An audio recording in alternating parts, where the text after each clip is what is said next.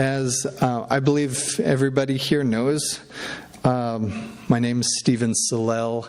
I am the Robert F. Lange Foundation Curator of Japanese Art here at the Honolulu Museum of Art.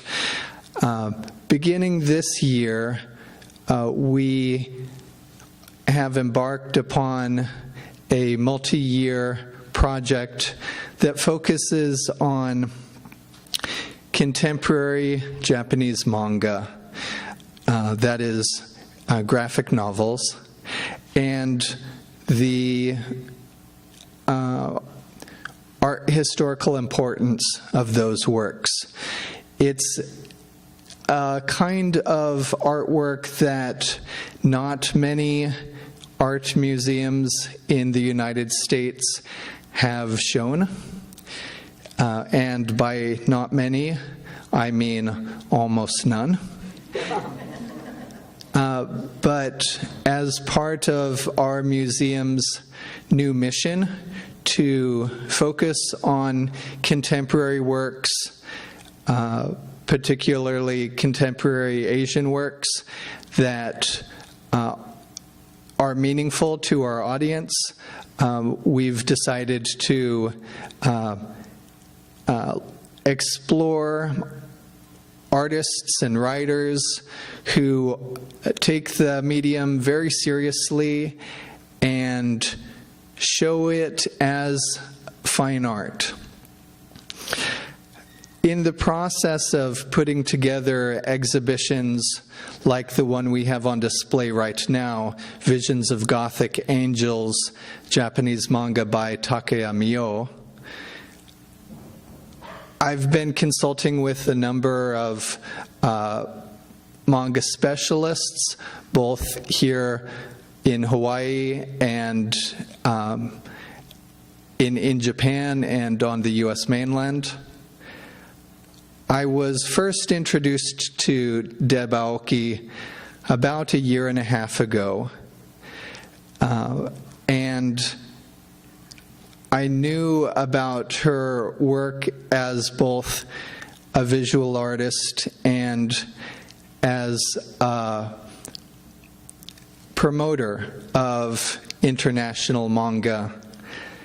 But over the past 2 years, as I've learned more about her, I have to say that my respect for her has deepened immensely. I was wondering about how to introduce her this afternoon to you all, and so I went to various sources to find a little blurb about her. And so, for example, in her book, her collected comics Bento box, which, by the way, she has brought copies of this afternoon, and she's interested in offering them to you all as gifts at the end of the talk. So please don't run away when we finish talking. When you look at the back of that book, it says that Deb was born and raised in Honolulu, Hawaii. She grew up on a steady diet of Japanese comic books, MTV, and Spam musubi.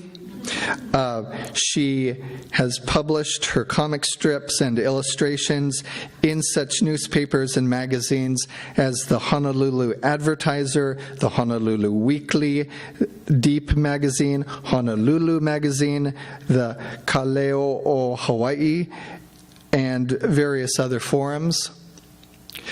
But then if you look at Deb's website,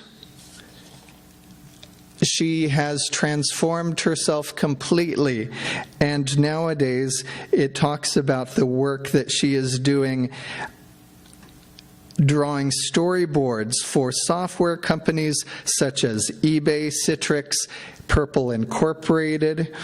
She has worked with Google, Design Thinking, SF Meetups, and various other organizations in Northern California. Of course, She is famous recently for her work with About.com and the 6 years in which she developed their content about manga. She is also the founder of the website mangacomicsmanga.com. And if you have an opportunity to see some of those websites and appreciate how seriously she takes the current evolution of the manga industry, I think you will agree with me that she is quite an incredible authority on the subject of manga. It's a great delight for me to invite her back home here to talk about her career. Please welcome Deb Aoki.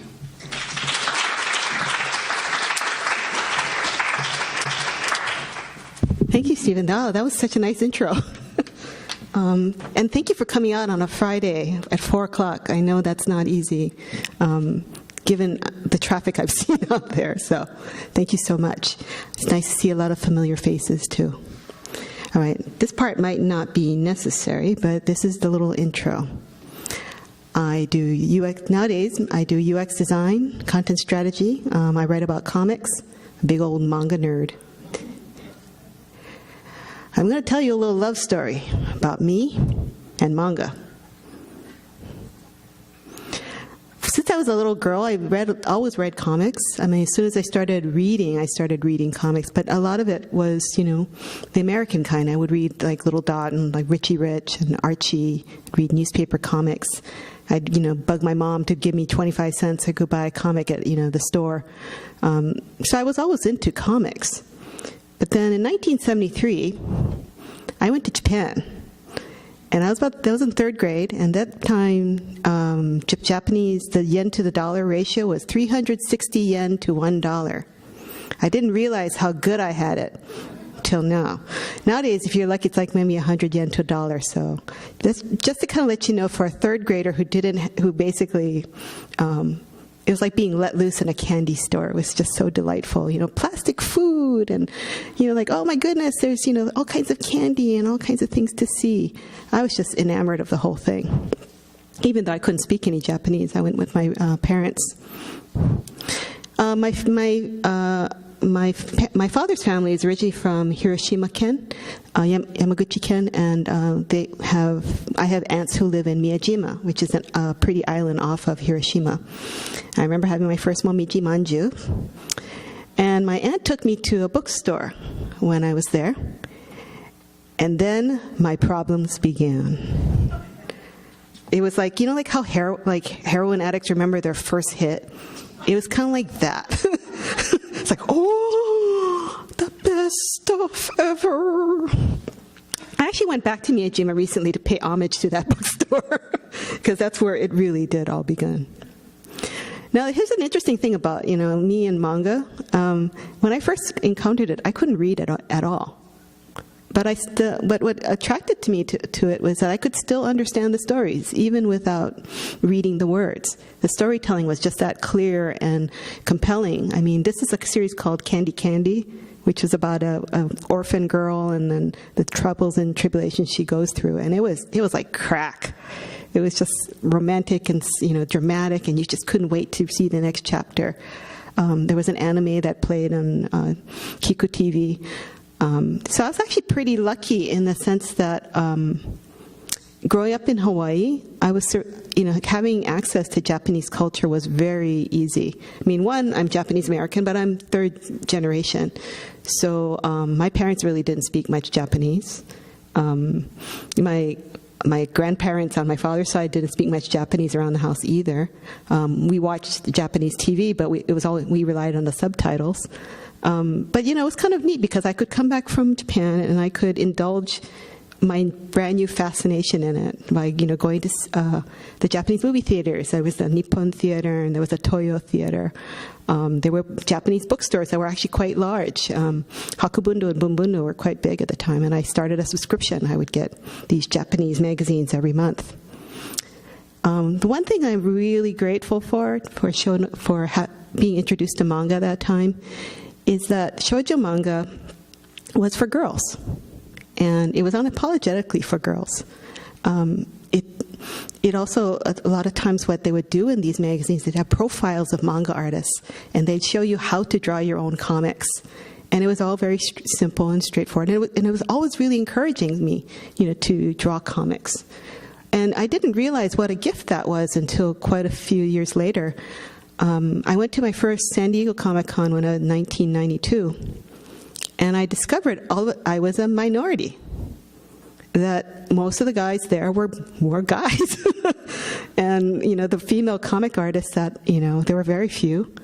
And most of them felt quite, I guess repressed. I don't know how else to put it. They felt, like they were the odd man out. It was special to be a female comics artist. So I was very fortunate to grow up in a situation where loving comics and wanting to draw comics and dreaming of becoming a professional manga artist was never a dream that seemed out of reach. Then in 1983, I discovered this book. And this is called Manga by Fred Schott. This was the first time that I read a book in English that explained to me what manga was. Who the legends of the genre were, what it was, what place it had in Japanese society, what kind of stories there were, and what they were called, and who to really pay attention to. I mean, before that time, this information was not available in English at all. I mean, this is way before the internet. This is way before you could find manga in every comic book store. There really wasn't any manga in comic book stores. The only manga you would read would maybe be Barefoot Gen, which we could find at the local revolutionary bookstores because it was about the bombing of Hiroshima, or maybe if you saw Lone Wolf and Cub. I used to joke at that time I could go to any comic book store and buy all the manga there and still have money left in my pocket. Manga changed everything for me. It taught me the world that I was so fascinated by. Fred Schott, the guy who wrote this book, he's a really fascinating guy. He spent some time in Japan, and he went to school there. And at some point in the 70s, he became a translator, and he worked a lot with Osamu Tezuka, who is basically like the god of Japanese manga. He's the guy that everyone is influenced by, like how American people are influenced by Walt Disney. Japanese mangaka always say Osamu Tezuka. He was an amazingly prolific artist throughout his entire life.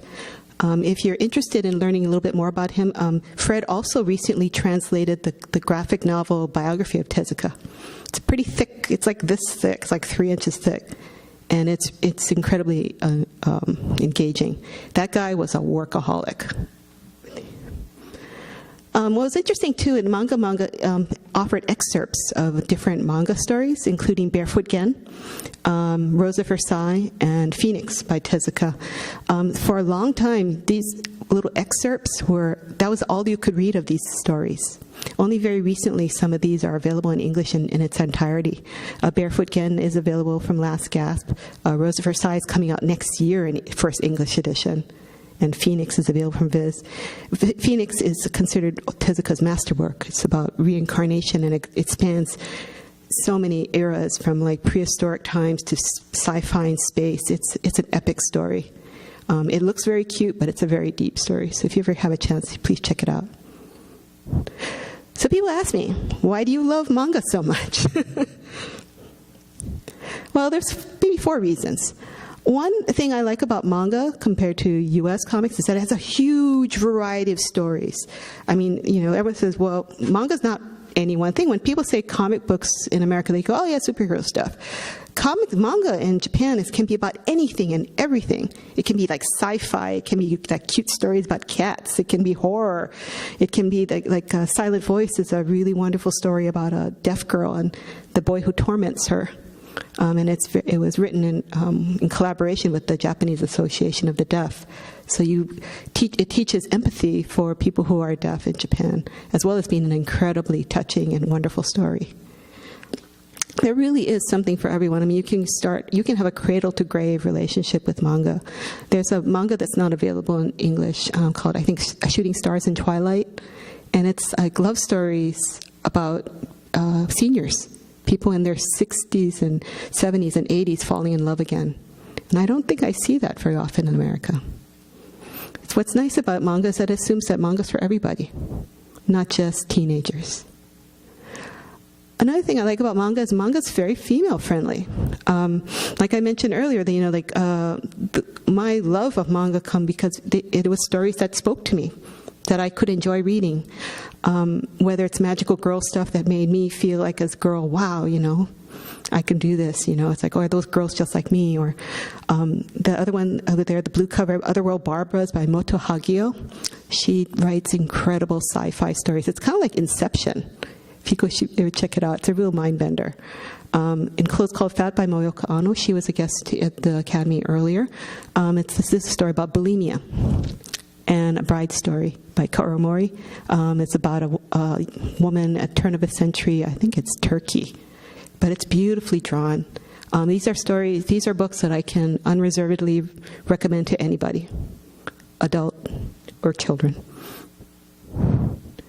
The other neat thing I liked about manga, the more I got to know about the American comic book system, the more I liked manga. Just because manga is creator driven. Whereas a lot of the comics in America is IP driven or intellectual property driven or character driven. Like the guy who created Batman many years ago, and then there have been hundreds of people who've drawn Batman since and reinterpreted him and changed him, and characters live and die, and it just kind of can turn on a dime. Whereas most manga series are created from the first volume to the last volume by the same creator, the same vision, the same story.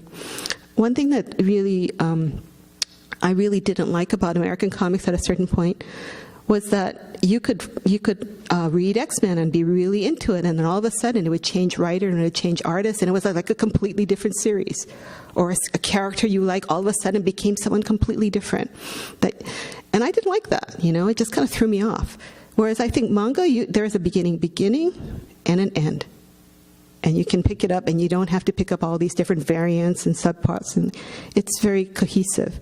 The other neat thing, too, is that manga artists, when they are very successful, are very successful.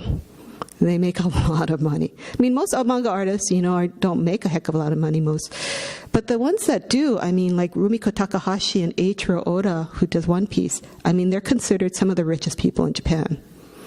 Now, some part of me, thinks that it's kind of, that's how it should be. That the creators should be making, the creators of the characters you love so much should be making good money.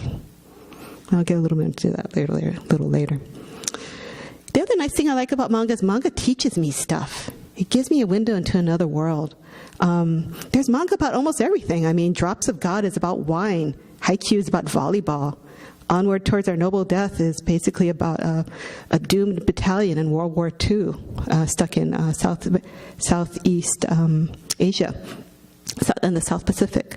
Ooku by Fumio Yoshinaga is a story that imagines what would it be like if 75% of the men in feudal Japan died from a disease and all the rulers were women. So these are very interesting, and reading seeing things from a Japanese point of view, seeing how World War II from a Japanese soldier's point of view, these are all very interesting. I actually don't really care much for sports, but I'm addicted to sports manga. In fact, I was watching the Olympics, the volleyball, and I was kind of sad that they weren't yelling, "Nice return, nice receive, don't mind," like they do in Haikyuu. I don't know, it's a little disorienting. So meanwhile, all through my, even after, my teens, and I was still reading and buying comics. All kinds of comics. I wasn't just buying manga, of course. I read, X-Men, Love and Rockets, Akira, everything. I was pretty much an omnivore. In fact, whenever I come home, there are still 8 or 9 long boxes of comics that my mom says, "Aren't you going to get rid of those things?" No! And, during my 20s, I also moved to the mainland for a little bit. I spent some time at School of Visual Arts, California College of the Arts in San Francisco. Now, what this did for me was really neat, because I spent most of my life in Hawaii. But by leaving Hawaii, I came home and saw Hawaii with new eyes. And that's when I started drawing my own comics. I had drawn comics, before, like I had drawn for the high school newspaper and stuff like that. But after coming back from the mainland, all of a sudden I could see how special Hawaii was and how differently we saw the world, and how, things were all of a sudden funny that I didn't think were funny before. It kind of reminded me of the things I took for granted. It also, being on the mainland made me brave. It wasn't like something about Hawaii. Sometimes you feel, Nick A, I can't, stand out, or, if I do this, then everyone will laugh at me. Going on the mainland changed my attitude. It's like, all of a sudden I felt like I came back and saw huge opportunities, things that I could do, and there was no time like today to do it. So one day I just kind of like started drawing sample strips. I marched over to Kaleo and I said, "Can I do this?" And they said yes. And that's how I started drawing comic strips on a regular basis. It was interesting and a little scary, because of course, you're not showing just comics to your friends anymore. You're not showing it to your mom and who says everything's great. You're not showing it to your friends who say, "Oh, that's great, that's funny." You're showing it to this whole world who sometimes can say, "You know what? Last week's one sucked," or "I didn't get that." And you just kind of buck up and you learn from that, and you grow. By putting my stuff out there, I just learned and grew. Even though basically Kaleo paid the equivalent of like a Snickers bar for each strip. So I kept doing comics. I drew comics for different alternative weekly newspapers. This was a cover for Honolulu Weekly for the Big Melee. And then one day I got a call from the advertiser saying, "Hey, you want to draw comics for us?" And I started doing that. This is a comic strip about my mom. I live in San Francisco now, and anytime there's an earthquake in California, she always calls me. "Are you okay?" "Mom, that was in like San Bernardino." "Where's that?" "Very far away from here." And it's like she can't comprehend this, Like to me, my mom, far away is Mililani. Like being in a car longer than half an hour is so far away. So it's really hard to explain to her that, LA is a 6-hour drive away. Anyway, that's Hawaii. So I, kept doing this. And then, and in the course of, doing these comic strips, I also started writing more. I started doing newspaper, I did nightclub column, I did concert reviews, I did art reviews. And the reason why I don't have any of them up here is this is all before the internet. So a lot of my work really only exists as yellowed newspaper clippings in my filing cabinet somewhere. On the other hand, a lot of the more strange things I did in my 20s, like performance art, no YouTube then. My reputation is safe. All throughout, my time in Hawaii, I got involved with arts a lot. Honolulu printmakers. I spent a lot of time at Linakona School. I was a press room monitor. Printmaking was my major in college. I was also part of the Pacific Handcrafters Guild. I worked at Nohea Gallery. I did some work with the state DOE. It was kind of part of like being an artist in Hawaii. I mean, at the time, people told me, if you want to make a living as an artist in Hawaii, you either got to be a graphic designer, you got to be an art teacher, or you got to paint pretty flowers. Or find a rich husband. I don't know. But life had other plans. I got a job at Lavinet, and I remember these things. That's a 56K modem. That's the thing where you used to, if you were connected to the internet, you would call it, doot, doot, doot, doot, doot, doot, doot, and then you're on the internet. And then if your brother picked up the phone in the other room, you got cut off.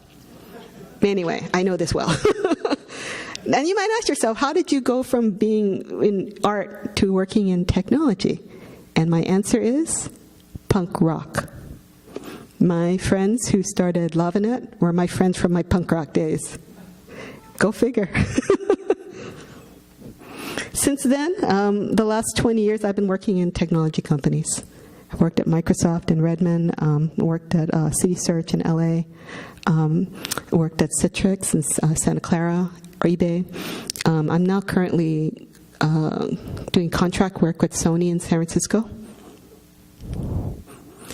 So, but the funny thing is, all while I was doing that, most of my technology jobs, most of my colleagues, as far as they knew, I was a writer. I was the person who wrote error messages. I was the one who argued about whether the button should say pay now or go to, check out. Those kinds of things. But then when I was working at eBay, something interesting happened. I started drawing again. And it was interesting because what I would end up doing is I'd be collaborating with, product managers and coders and people working in the business. And then we were all trying to solve problems. We were all trying to understand who our customers were. We were all trying to understand what step, how to make a complex product work. And I would just start grabbing the whiteboard marker, going up to the board and say, do you mean this? Da-da-da. Or this? Da-da-da. Or that? And I would do it with pictures. Or doing a combination of pictures and words. And this was, strangely, extremely effective. So nowadays, what I do is kind of a combination of that. I do storyboards. This is a storyboard for a new web app called Cube Free from Citrix. It was an app designed to help you find places to work outside of the office, like at cafes or at co-working spaces. I would help them create these storyboards, and then we would present them to the executives, and we would get money just by explaining how the process worked. I drew customer journey maps. This is for eBay. This is everything in the red boxes are what the seller goes through. Everything in the blue boxes is what the buyer goes through. This is for a reusable box where the post office sends the seller a box and they can ship the item, and then when the buyer receives it, they can either give it back to the post office or they can use it to sell something else on eBay. I've also worked with our user researchers in helping our product managers feel empathy for customers who aren't like them. For example, this was for a product called Zen Mobile, which is a secure enterprise app for like government or like banks and stuff like that. So we did a research project where we went to follow the San Diego Sheriff's Department around and watching them use our mobile apps. And this was a story about this guy. He's got a call from his partner. He has to go rush out and help him out. And then he opens up the app, and because it's a secure app, he has to type in a password of 10 upper-in-case numbers and letters. Meanwhile, he's got one hand on the steering wheel, one hand on the gas, and he's going, fuck this shit. Sorry. And anyway, what was interesting about these stories is that when I've talked with the developers afterwards, it's, oh my God, this helped me realize and remember that I'm creating a product for people who aren't like us, who aren't sitting in chairs, and just get up, get a cup of coffee. They're actually out there in the world doing things, and what we do affects them, and sometimes affects them in a bad way. So basically, just as me using comic storytelling to, I guess, have people see things differently. There's another thing I did at Citrix. We would do customer interviews, and then I would draw out what people were saying. So, for example, this was for an Indian IT consulting company, and they were telling us how much we sucked, how much we drove them nuts. That that we didn't take into account that they use these Chinese phones that aren't really popular in India, but we don't support that, or that the bandwidth in India is really bad. So when we have programs that demand a lot of high bandwidth, they're just left there standing there staring at their phones, and we didn't understand that. This was about an hour-long conversation, and I have 6 more pages of this. 6 more pages of them yelling at us. Now, what's interesting about why do I draw it in pictures? For this reason. Before, these types of reports would just be done in Word documents. Before, these types of reports are 40%, if you're lucky. These, 100%. And I would get calls from people saying, you drew this thing where this customer said there was 50 features that we didn't do. Then what were those 50 features? And it's like, I don't know. Why don't you ask them? But it was interesting because I noticed that by telling these stories, I was getting people from all levels of the company to care about customers that they didn't care about before, to care about problems that they didn't care about before. And that's what storytelling does. So I also do things like this is at a workshop in DirecTV, AT&T, and it was a workshop on trying to understand who their customers are and what they go through. I also do what's called scribing. I go to different company events, and I do live drawing of what people are saying on the stage. This is very challenging, I'll have you know, because you're basically having to listen, interpret, and draw very quickly. It's great practice, by the way. I do this sometimes when I'm listening to boring lectures because it forces me to pay attention. It was when I first heard about this type of work, I was really responded to it because this is the kind of notes I was taking at UH at my art history classes. I would draw pictures, and it would help me remember the paintings, and it would help me remember different ideas much more than if I just wrote it. So I highly recommend it. I also do a lot of work with startups, and I help them tell their stories so that they get funding. In some cases, I tell their stories, and then they don't get funding. But you know what? That's okay, because all they lost was just the time of me drawing something. It saved them time from developing something that nobody needed. So I consider that a win. Over the past 2 years or so, I've been traveling around. I've gone to Japan, gone to Hyderabad, various parts of the U.S., and I teach simple drawing for user experience design. It's weird, when you grow up drawing all your life, and you grow up around art, hang out around artists, you don't read, and you're told over and over again, starving artist, you never make a living from this. You're like, oh, well, you only take like $5 for this drawing. Well, it took you only 2 minutes to make, didn't it? So you kind of get surrounded by this belief that drawing and art is not worth very much. But what I've learned over the last couple years is that being an artist is a very, very valuable skill.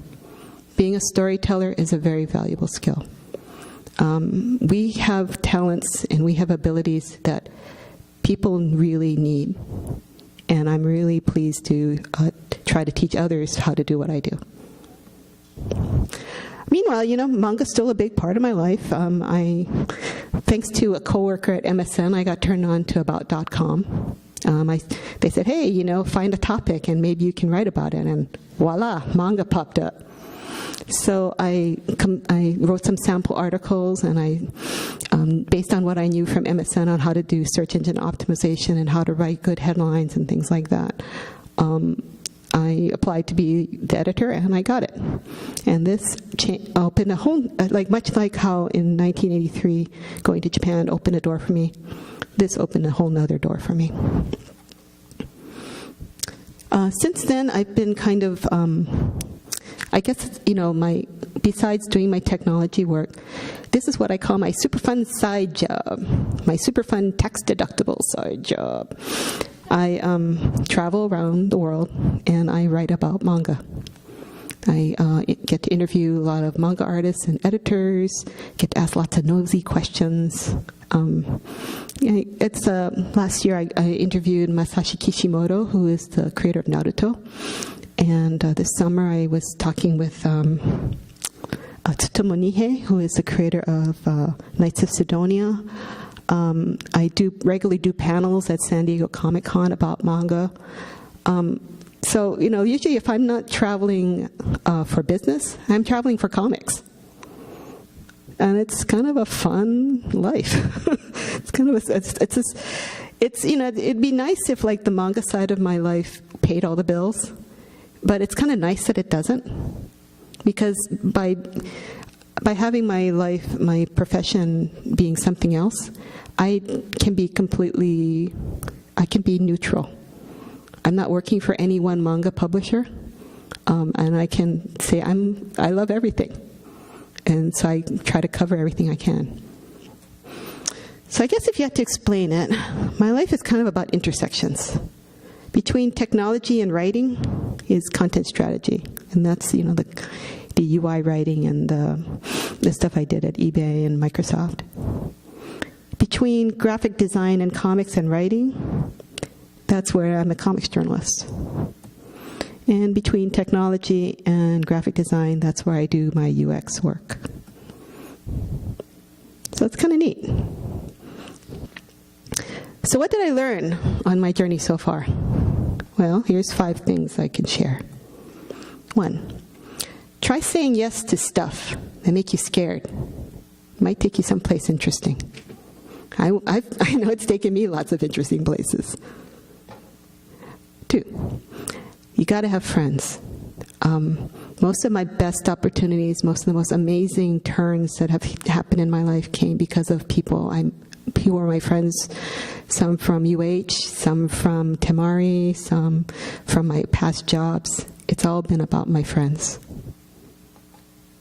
I also got to say, as a little adjunct to this, I am very, very fortunate to have very strange Japanese parents who let me do whatever I wanted.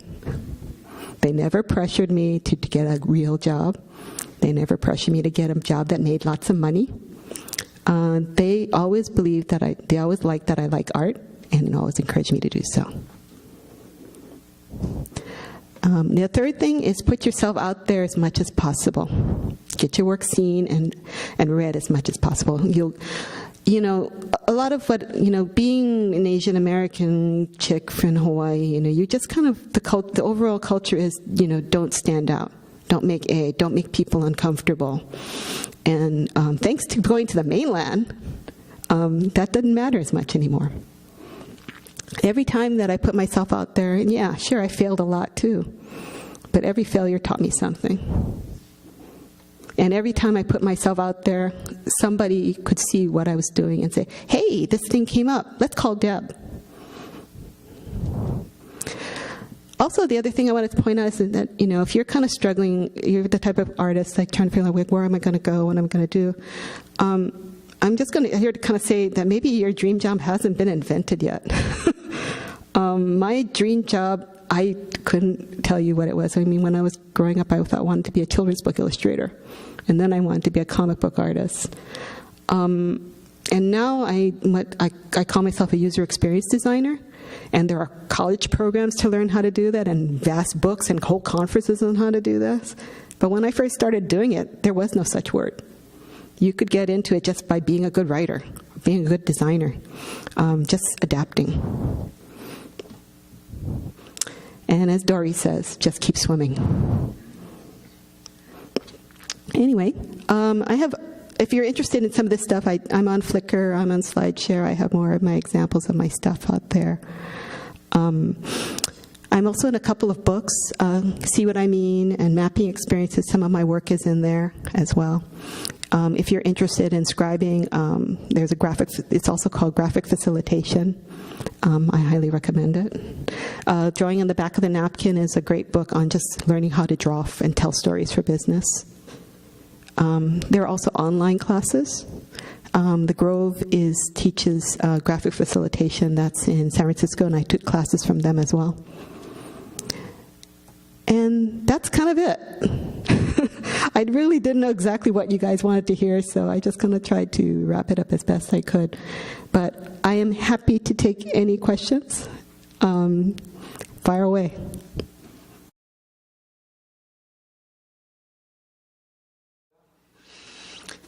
I guess, the more, I think throughout my interest in manga, before I started working for About.com, my interest in manga was pretty much, doing casual research, reading, manga, and I would only buy the stuff that I liked, the stuff that I was personally interested in. By writing for About.com, I had to go deeper. I had to start learning about different types of manga that I normally wasn't buying or wasn't looking into. One such genre is boys' love. I had never heard of it before I started working at About.com. And it was just opening up this whole world of that I didn't understand before. Boys Love, I'll explain what Boys Love is.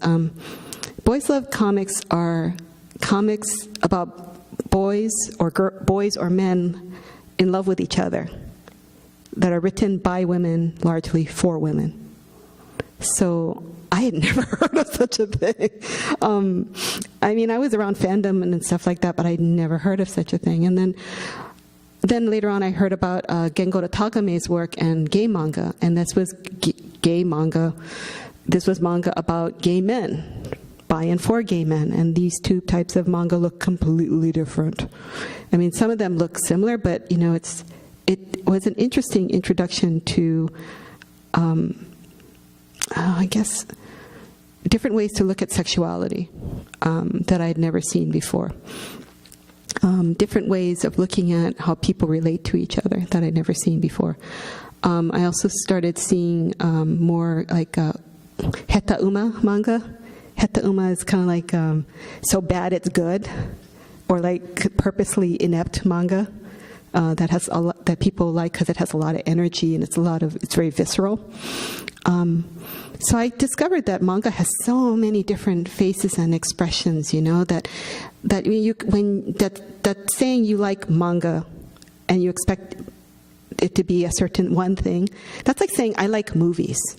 What kind of movies do you like? Because movies can be about anything, and so can manga.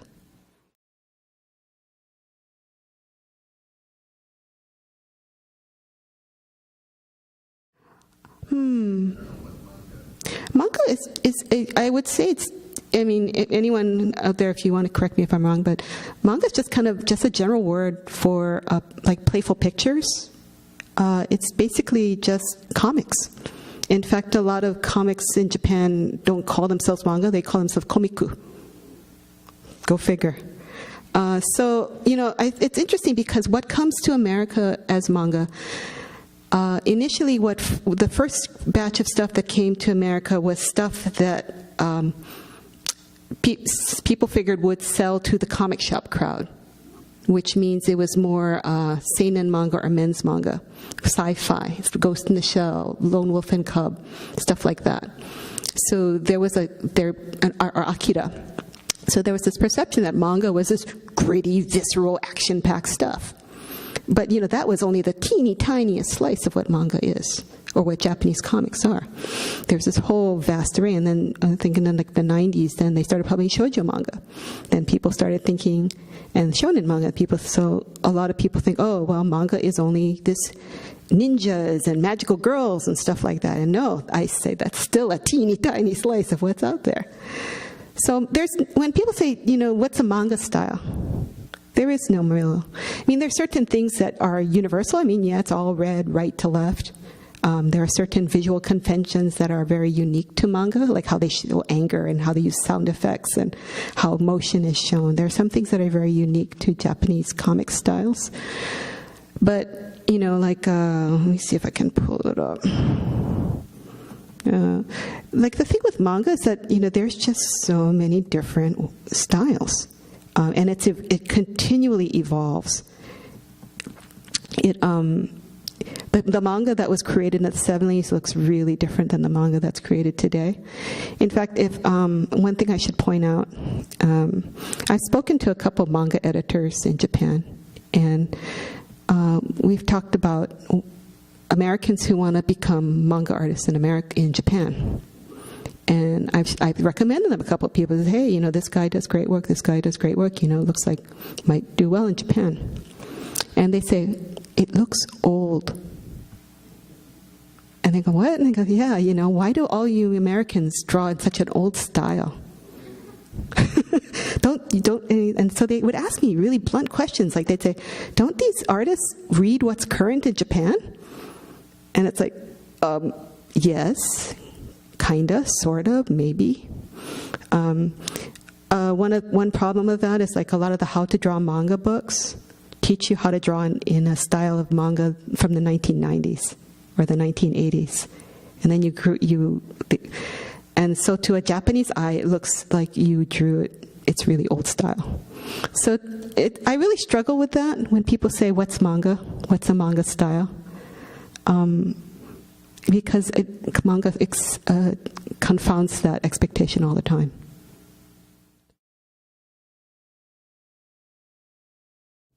Well, that's an interesting question, because when I first started doing this, to get yourself seen as a comic book artist, you had to go to comic book shows and you had to get books printed and you had to schlep them and sell them.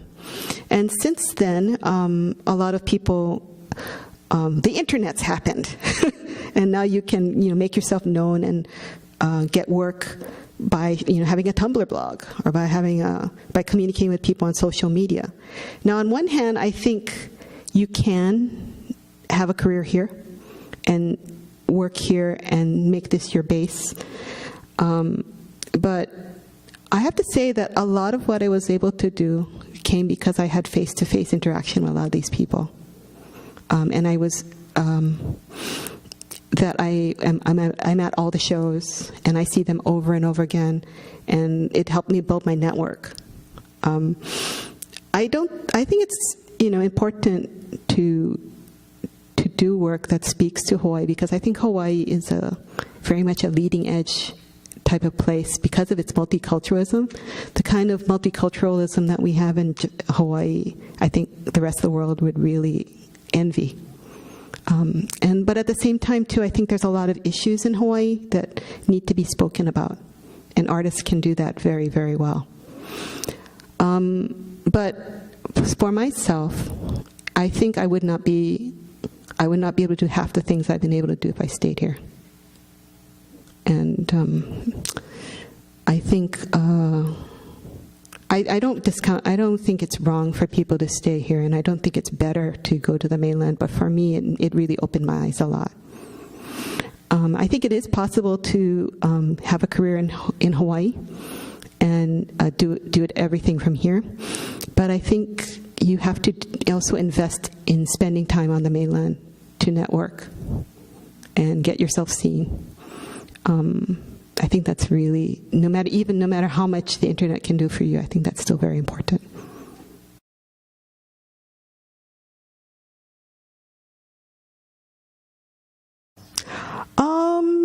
I think what's interesting about manga is that a lot of it, I'd say more than half of it, is artists written and drawn. Whereas in the American style, it's very much, they've basically parceled it out. There's a writer, there's an art, there's a penciler, there's an inker, there's a letterer, there's a colorist, Whereas, and that's mostly for expedience sake. There's many writers who can write 5 or 6 different comic series and work with 5 or 6 different artists. The way that in Japan, however, I think, and again, this is something I really liked about it here, is that as an artist myself, as someone who loves to draw, I love seeing the hand of one creator. I love seeing their sensibilities, Like Vagabond there is by Takehiko Inoue, and it's a really amazing story about Miyamoto Musashi as a young man, and how he just goes from being this wild, rebellious person into going through this kind of spiritual awakening. And it's a beautifully drawn story, and it's a beautifully told story. And I think it's possible to do. In some cases, I've met manga artists like Takeshi Obata, who did Death Note. He's the artist, and he says, I can't write to save my life. I can't write a good story. So he collaborates with other writers. I like that there's both. Speaking as an artist and an artist who is a storyteller, I really like that option to do both.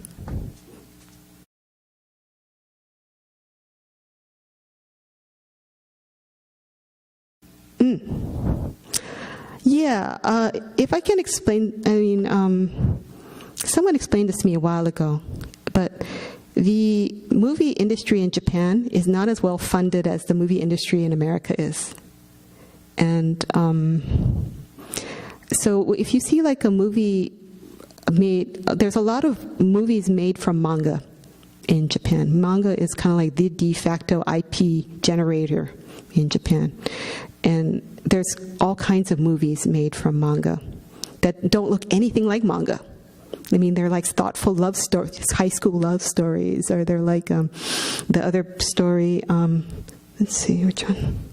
Silent Voice is also recently made. I think it's been made into a live-action film, made into a live-action and an animated film. But I think maybe the difference here is in America, comics equals superheroes. Comics equals action, you know?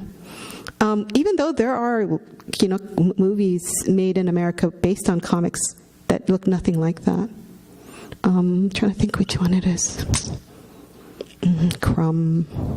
There's several, but mostly indie stories. I don't know. I mean, one thing I find really fascinating about comparing American comics and Japanese comics is their idea of who the hero is, what the role of a hero is, and what they should be doing. In American comic books, it's like the hero is this guy who's going to save it all. Like it's individual power and individual effort. And in Japan, it seems to be more about group effort. And sometimes, like, the most successful superhero comics in Japan are basically making fun of American superhero concepts. Like, there's one called One Punch Man. And One Punch Man is basically about a guy who's so strong, he can knock out all his enemies with one punch. Boom. The fight's over. And as a result, he's extremely bored. So, and it becomes this whole, like, this super funny story about, like, this guy who's just doing his job and he's not getting any credit for it and he's just kind of bored. And then meanwhile, all these other bombastic heroes say, I'm going to beat you, I'm going to do this, or I'm the super best and whatever. And he's like, yeah, whatever. Check it out, by the way, super funny. One Punch Man, I think it's on Hulu.